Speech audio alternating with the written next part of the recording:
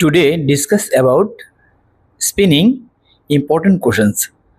আজকে আলোচনা করতে যাচ্ছি স্পিনিং এর কিছু ইম্পর্টেন্ট কোশ্চেন্স নিয়ে। এর আগের ভিডিওতেও আমি আলোচনা করেছিলাম স্পিনিং এর কিছু ইম্পর্টেন্ট কোশ্চেন্স নিয়ে।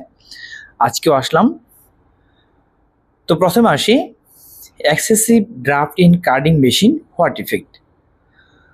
যদি আপনার কার্ডিং মেশিনে অতিরিক্ত পরিমাণে আপনার অতিরিক্ত ড্রাফট থাকে, সেক্ষেত্রে আসলে কি সমস্যা হতে পারে। আপনার ধরুন কার্ডিং মেশিনে আপনার ড্রাফট আছে হচ্ছে আপনার 80 থেকে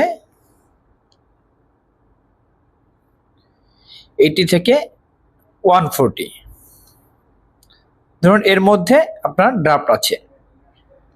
তো এরকম হলো যে আপনার আমি এটাই ধরি যে 140, 140 অথবা 130 অথবা 120 এরকম হলো, কিংবা 110, 110 এরকম হলো। সেক্ষেত্রে আসলে কি সমস্যা হতে পারে।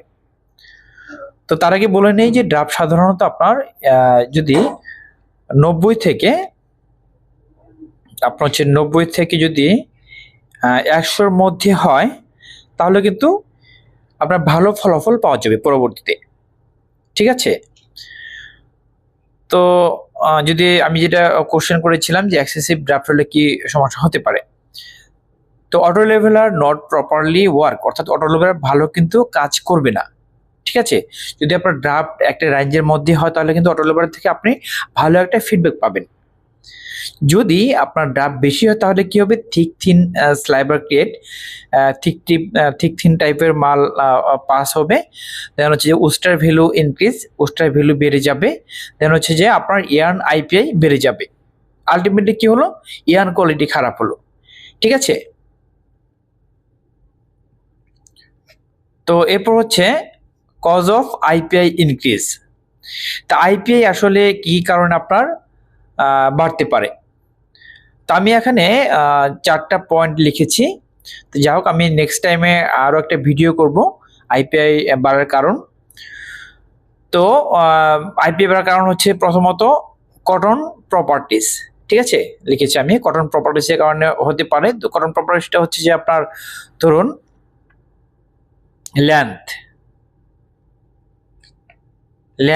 দেন হচ্ছে যে আপনার স্ট্রেংথ, ম্যাচুরিটি,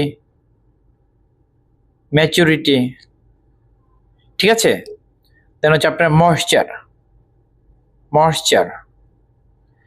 তো এগুলো যদি ভালো থাকে, সেক্ষেত্রে কিন্তু আপনার আইপিএল লেভেলটা, ইয়ার্ন আইপিএল লেভেলটা ভালো হবে।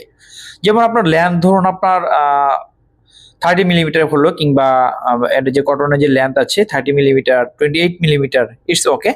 এটার মাধ্যমে আপনি ভালো একটা ফলাফল পাবেন, অর্থাৎ ইয়ার্ন আইপিআইটা এটা লিমিটের মধ্যে থাকবে, ইয়ার্ন আইপিআইটা আপনার কম আসবে। স্ট্রেংথ এটা যদি ভালো হয়, সেক্ষেত্রে মনে করেন যে আপনি আইপিআই লেভেলটা ভালো পাবেন। ম্যাচুরিটি ধরুন আপনার 0.84 অ্যাবোভ, এর উপরে পেলে ইটস ওকে। তাহলে আপনার ইয়ার্ন আইপিআইটা ভালো ফলাফল পাওয়া যাবে। ইয়ার্ন আইপিআইটা ভালো হবে, অর্থাৎ ইয়ার্ন আইপিআই কমে যাবে। এরপর হচ্ছে আপনার ময়েশ্চার। তো ময়েশ্চার অবশ্যই খেয়াল রাখতে হবে যে আমরা যখন রকরণ কিনে থাকি কিংবা টেস্ট করে থাকি, তখন অবশ্যই খেয়াল রাখতে হবে 8-এর নিচে যেন থাকে। ঠিক আছে।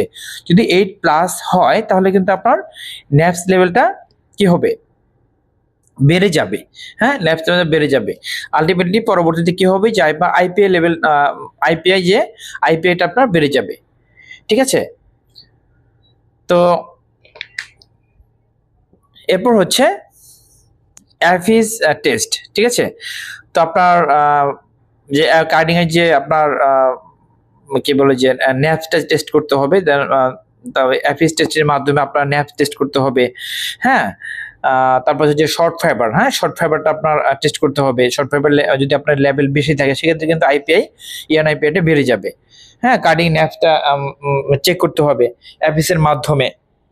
ন্যাপস লেভেল যেন আপনার কম থাকে। ঠিক আছে, ন্যাপস লেভেল যেন আপনার কম থাকে। তো এরপর আসি ফাইবার লেন্থ ওয়াইজ গেজ। ধরুন আপনার একটা কটন, আপনি কটন নিয়ে আসলেন, সেখানে আপনার এইচভি করলেন। এইচভি করার পর আপনার সেখানে আসে হচ্ছে 30 মিলিমিটার 30 মিলিমিটার। হ্যাঁ, তাহলে কিন্তু আপনার পরবর্তীতে ওয়ার্কিং কিন্তু ভালো হবে। হ্যাঁ, ইয়ান আইপিআইটা আপনি একটা লিমিটের মধ্যে পাবেন। ঠিক আছে, এরপর হচ্ছে সিলেকশন অফ রিং ট্রাভেলার। এখন আরেকটা জিনিস আমি বলতে ভুলে গেছি, সেটা হচ্ছে ফাইবার লেন্থ ওয়াইজ গেজ। হ্যাঁ, অর্থাৎ যদি আপনার রকটনে 30 মিলিমিটার এরকম হলো, 30 মিলিমিটার আপনার রকটনে লেন্থ পেলেন। হ্যাঁ, সেক্ষেত্রে কি হবে যে আপনার এই লেন্থের উপরে কিন্তু আপনার কি করতে হবে যে আপনার গেজটা, হ্যাঁ, ধরুন ড্রয়িং এ গেজ বলেন, কার্ডিং গেজ বলেন, ঠিক আছে, সিমপ্লেক্সে গেজ বলেন, এগুলো কিন্তু আপনার রিং এ গেজ বলেন, এগুলো কিন্তু আপনার এই ফাইবার লেন্থের উপরে ভিত্তি করে করতে হবে। ঠিক আছে, তো সেই ক্ষেত্রে আপনার কি হবে, ইয়ান আইপিআইটা আপনি ভালো পাবেন। হ্যাঁ, ইয়ান আইপিআই আপনার কমে যাবে। তো নেক্সট হচ্ছে সিলেকশন অফ রিং ট্রাভেলার। তো রিং ট্রাভেলার যে আপনার সিলেকশন অফ রিং ট্রাভেলারটা হচ্ছে প্রসেস ওয়াইজ, কাউন্ট ওয়াইজ। হ্যাঁ, রিং ট্রাভেলার প্রোফাইল। হ্যাঁ, এটা কিন্তু আপনার রিং ট্রাভেলার সাইজ, এটা কিন্তু আপনার সিলেকশন ঠিক থাকতে হবে। ঠিক আছে, কাউন্ট ওয়াইজ ট্রাভেলার আপনি দিলেন। হ্যাঁ, যে আপনার ধরুন প্রসেস কি আছে, হ্যাঁ, কিংবা এই প্রসেসের ইয়ান যে প্রপার্টিসটা কেমন আছে, হ্যাঁ, ইয়ানের লেন্থ, স্ট্রেংথ, হ্যাঁ, এগুলো কেমন আছে, শর্ট ফাইবার, তো যাই হোক এগুলো কেমন আছে। তো এই প্রসেসের উপর ভিত্তি করে আপনার কাউন্ট ওয়াইজ রিং ট্রাভেলার আপনার সিলেকশন করতে হবে। তাহলে কিন্তু আপনার ইয়ান আইপিআইটা একটা মিনিমামের মধ্যে পাবেন, যে সঠিক পাবেন। ইয়ান আইপিআই আপনার কমে যাবে কাউন্ট ওয়াইজ। ঠিক আছে, তো এই হচ্ছে আজকে টপিক। আশা করি বুঝতে পেরেছেন। আজকে পর্যন্তই, পরবর্তীতে নতুন একটি টপিক নিয়ে আসবো ইনশাআল্লাহ। ততক্ষণ ভালো থাকবেন। আল্লাহ হাফেজ।